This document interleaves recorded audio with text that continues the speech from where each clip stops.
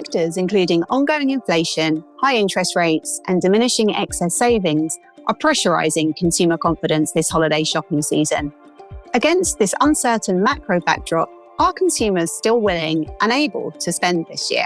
The biggest headline for holiday this year is going to be consumer spending having returned to pre-pandemic trends. As you look at both shopping trends and overall demand, we're forecasting a low single-digit growth forecast for apparel and footwear. That's actually consistent with the 5 years prior to the pandemic. Inflationary pressures remain, but they're incrementally less.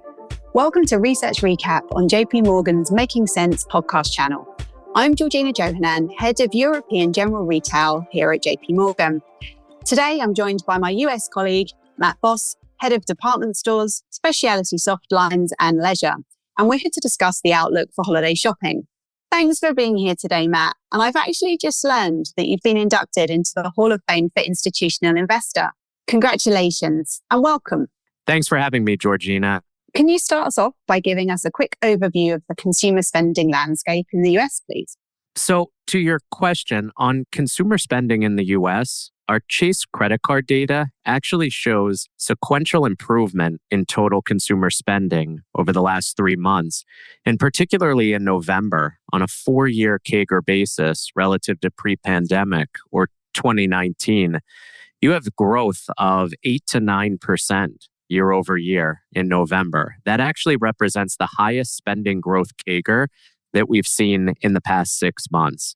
I think similarly, as I look at travel and leisure, you've also seen sequential improvement or trends holding above the historical trend line. So I think what you're seeing is the consumer is willing to spend when there is a catalyst, both across goods as well as travel and leisure and experience. If I look at the fourth quarter, I think one of the key takeaways that we're seeing is that inflation is coming down sequentially. So JP Morgan economists are forecasting inflation this quarter at only 3 to 4%. That's down 50% from 7 to 8% a year ago.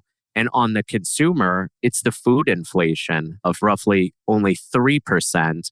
That's below the double-digit increase that the consumer faced a year ago at this time. So the incremental pressure on the consumer, in my opinion, is less. In addition, you have lower fuel prices, 15% reduction since midsummer, which is also providing an additional lift to purchasing power this holiday. Lastly, I'd say just on the consumer spending landscape in the US, as you look to next year, our economists are forecasting moderating wage growth, lower personal savings, as well as interest rates to potentially remain elevated for longer, which to us spells out a selective consumer, which we do think is focused on value, convenience, and experience. Thank you. And how do you think all of that translates for holiday shopping? Do you think American consumers are prioritizing value this festive season?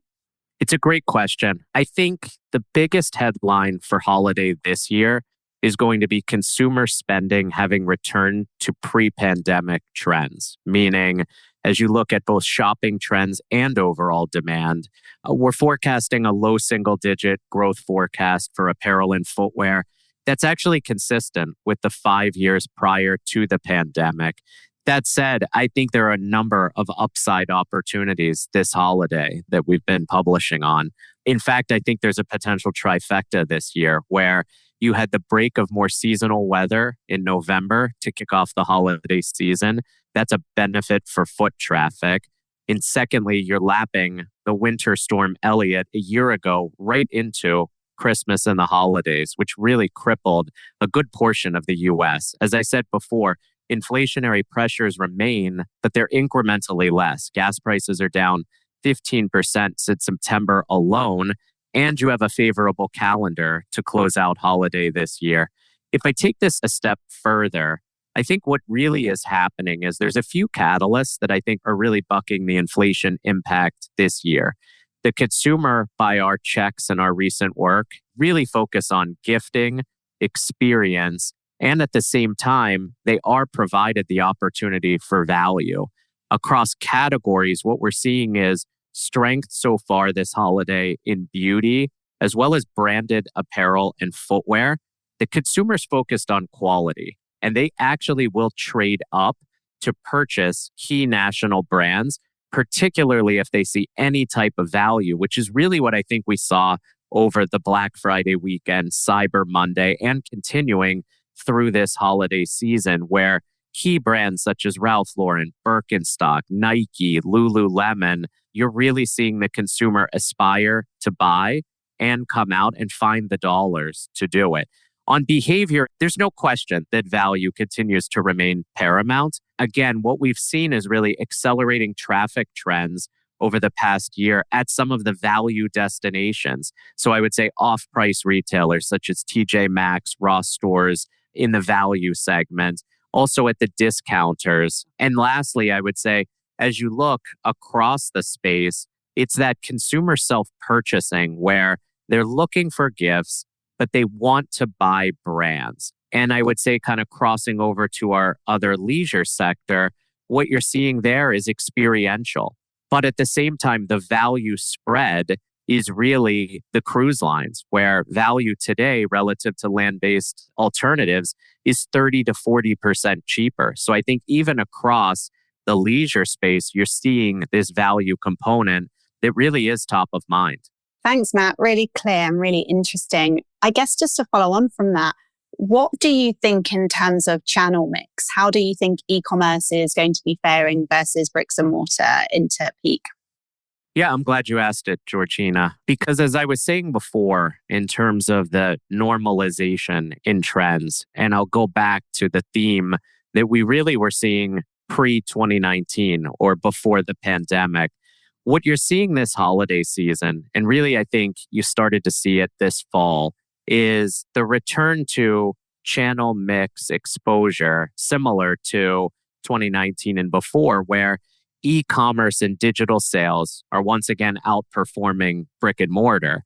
Now, what I would say is the difference, I do think that brick and mortar, given the consolidation of a number of underperforming doors over the past 5 years and the investments that have been made in experience, you're seeing brick and mortar hold, but you're seeing expansion of digital sales. If we leverage our top internet team here, they're pointing to e-commerce growth up 8 to 9% this year for the holiday season. And our work, again, points to stores remaining stable in the low single digits.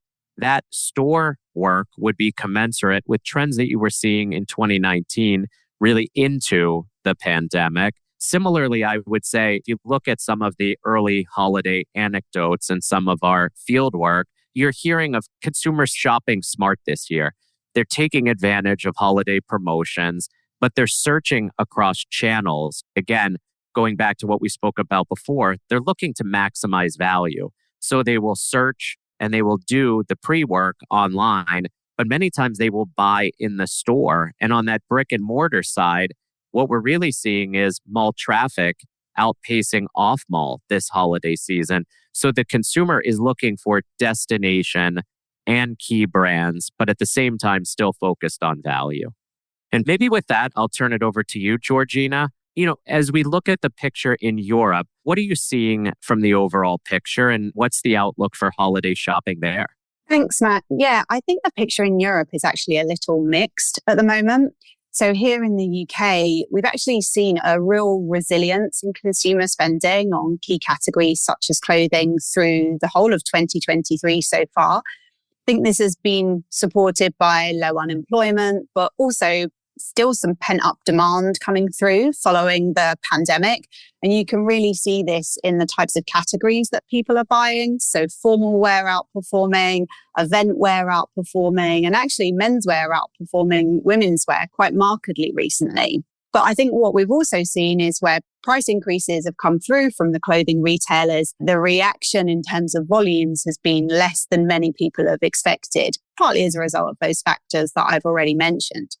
So to put some numbers around it, if we look at the retailers within our research coverage, clothing sales are up around 7% year on year in the UK and actually 15% higher than pre-pandemic levels. And there really aren't any signs of why we shouldn't expect this to continue into the peak season. Elsewhere in Europe, Spain has also been a really strong market, up double-digit year on year. But elsewhere, performance has been more lackluster. So in Germany, for example, sales are only actually roughly back where they were before the pandemic. And in France, we've seen somewhat of a consumer slowdown more recently. It's worth mentioning as well that the holiday season here has had a very slow start. We had some really unhelpful weather in September. It was seasonably warm, and that meant that clothing sales did get off to a slow start. And we think this has meant that there have been some retailers who will be suffering from excess inventories and therefore excess discounting this quarter. So retailers such as H&M perhaps and Zalando might be good examples of this that we've called out in our research, and particularly given their exposure to Germany, which, as I mentioned, has been somewhat of a more lackluster market. Instead, we think the UK players will have been quite solid in maintaining their full price strategies. So we'd expect to see less gross margin pressure for the retailers based in the UK. So overall, a somewhat mixed picture. Thanks, Georgina. So are there any key retail trends that you'll be keeping an eye on this holiday shopping season? I think there'll probably be around 3 key longer term trends that we'll be looking out for. So first of all, new competition and how that performs over peak. We've seen some very strong growth in some of the international online pure play retailers recently. And peak trading can often be a time when marketing and promotional pressure is ramped up from new competitors. So it will be interesting to see how they behave over peak. Second, for those retailers who are really trying to turn around their brands, so in Europe, H&M and Marks and Spencer's in UK within my coverage, it's going to be interesting to see how the products that they're offering this peak season resonate with the consumer. Do consumers like the changes that they're making to their product and so on? As this could really be a good lead indication of how these brands are going to perform next year. Finally, we're going to be looking at how online performs versus stores in Europe as well.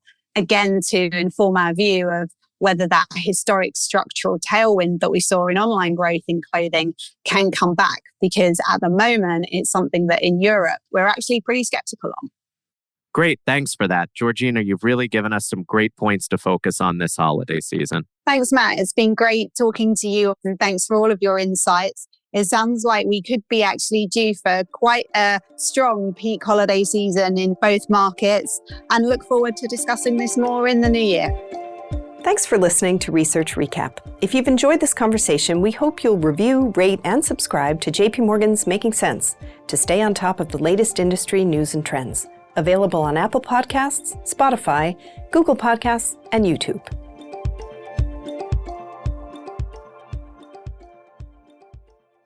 This communication is provided for information purposes only. Please read JP Morgan research reports related to its contents for more information, including important disclosures.